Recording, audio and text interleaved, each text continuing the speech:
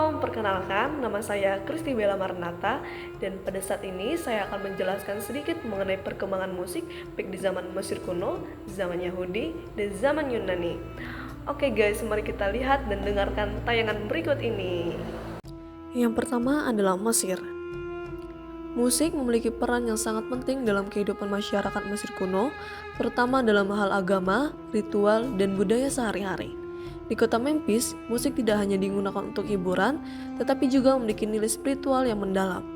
Kota ini menjadi pusat keagamaan Mesir dan musik berfungsi sebagai bagian dari upacara, keagamaan, perayaan, dan pemakaman. Ada beberapa jenis alat musik yang digunakan di Mesir kuno seperti sistrum, alat musik perkusi yang sering digunakan dalam upacara pemujaan Dewi Hathor yang dianggap membawa kebahagiaan dan keberuntungan. Harpa, alat musik petik yang digunakan dalam upacara keagamaan dan juga untuk hiburan. Harpa sudah ada sejak dinasti keempat dan memiliki berbagai bentuk. Seruling, alat musik tiup yang terbuat dari alang-alang atau logam, digunakan baik dalam acara formal maupun hiburan sehari-hari.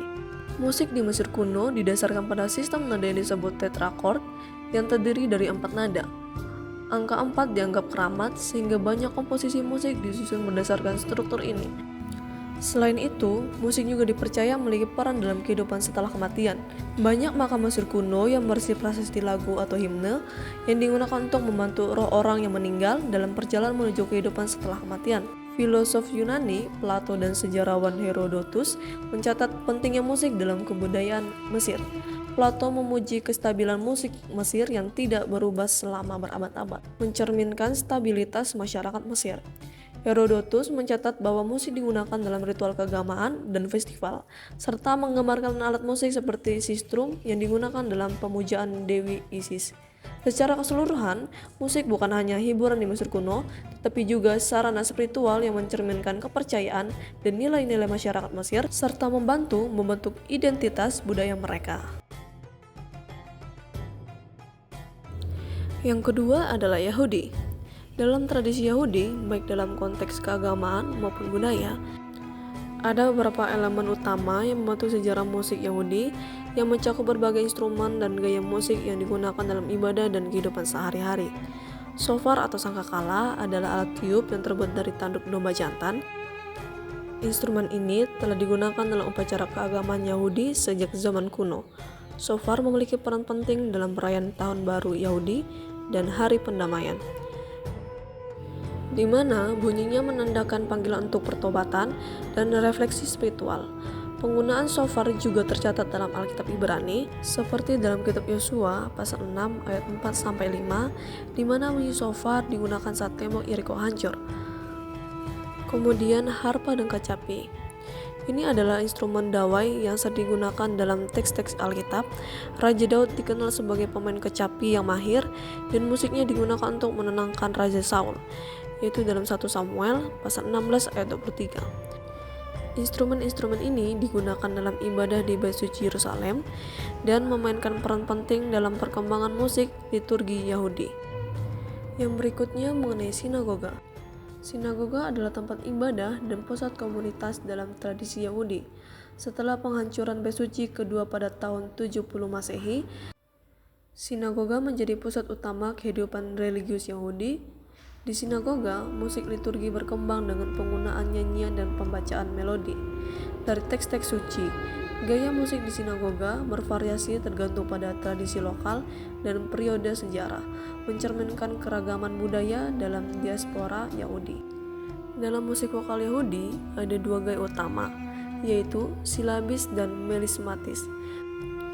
Dalam gaya silabis, setiap suku kata dinyanyikan dengan satu nada.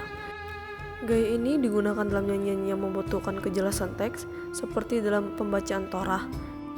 Dalam gaya melismatis, satu suku kata dinyanyikan dengan beberapa nada. Gaya ini lebih ekspresif dan umum digunakan dalam doa-doa tertentu, serta nyanyian pujian. Kedua gaya ini memiliki fungsi yang berbeda. Dengan silabis menekankan kejelasan teks, sementara melismatis menekankan ekspresi emosional.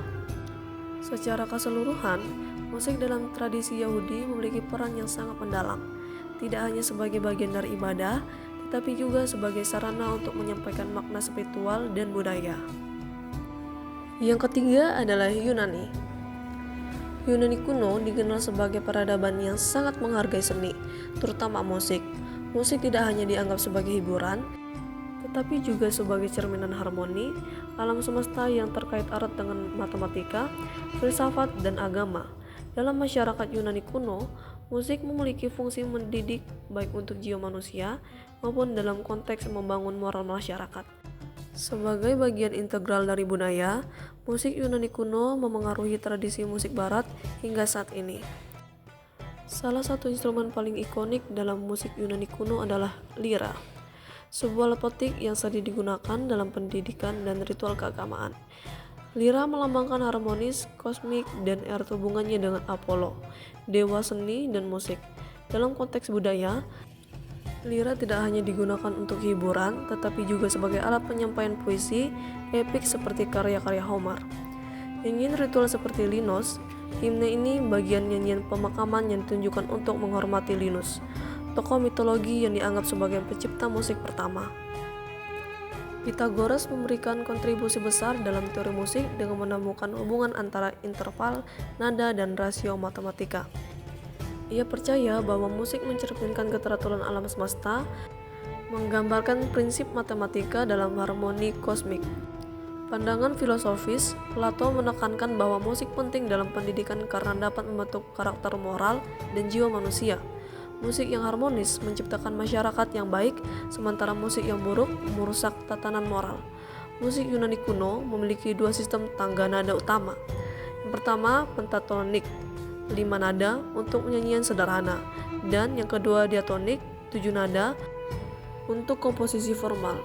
Kedua sistem ini menjadi dasar pengembangan skala musik barat. Hubungan antara Yunani dan Timur Tengah terlihat dari kesamaan antara lira dan gambus. Gambus kemungkinan memiliki akar yang sama dengan lira, mencerminkan pertukaran budaya melalui jalur perdagangan di kawasan Mediterania. Mode musik Yunani kuno yang diadopsi dalam musik gereja abad pertengahan menjadi dasar sistem musik barat. Mode utama meliputi Ionia atau cerah, Doria atau melankolis, Phrygia atau mistis, Lydian atau corah, Mixolydian atau ceria, Aeolian atau melankolis, dan Locrian atau gelap. Mode-mode ini memengaruhi perkembangan musik tradisional hingga modern, termasuk jazz dan musik lainnya. Musik Yunani kuno bukan sekedar seni, tetapi bagian integral dan filsafat, matematika, dan kehidupan religius.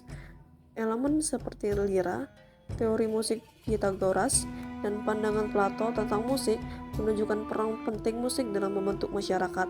Pengaruh tradisi musik Yunani kuno tetap terasa hingga saat ini, menjadi fondasi sistem musik barat modern. Oke guys, itu tadi penjelasan sedikit dari saya. Atas perhatiannya saya ucapkan terima kasih.